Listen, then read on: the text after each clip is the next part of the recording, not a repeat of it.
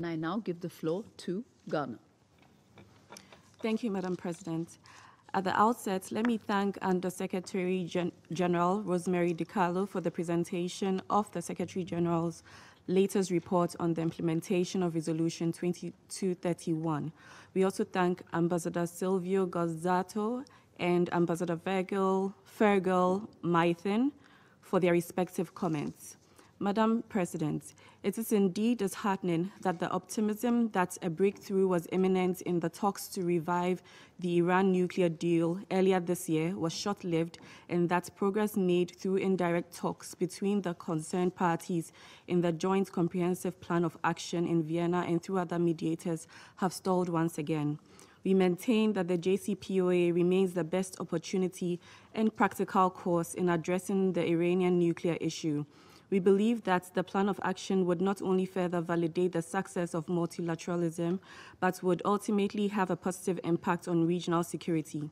This is because the JCPOA presents a balanced compromise that enables Iran to benefit from peaceful uses of nuclear energy for the country's developmental purposes, while ensuring the imperatives for non-proliferation. In that regard, it is crucial that the current lull in the negotiations do not lead to a relapse, given that the only course of action is to revive and forge ahead with the JCPOA. We therefore urge all parties to refocus interest on the general good and define the steps needed to restore the JCPOA.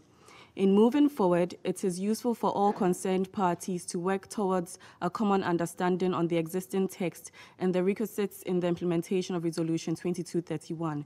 In this regard, it is important that the unilateral sanctions imposed against Iran are lifted, as they have a negative impact on the country's economy and contribute to tensions that increase security risks both within the country and the region. On the other hand, Iran must also fully assume its commitments under the deal. The rights to peaceful uses must be exercised in conformity with obligations under the Treaty on the Non-Proliferation of Nuclear Weapons, as well as other nuclear-related commitments, including the additional protocol, and in compliance and cooperation with the IAEA. Madam President, we believe that the IAEA's work is essential in restoring trust and confidence in the region and among the international community in a manner that assures that Iran's nuclear program is for peaceful purposes. In view of that, we welcome the continuing efforts of the IAEA Director General to maintain the agency's monitoring and verification activities in Iran's nuclear program. Accordingly, we continue to urge unimpeded access for the IAEA to conduct its verification and monitoring activities in the country.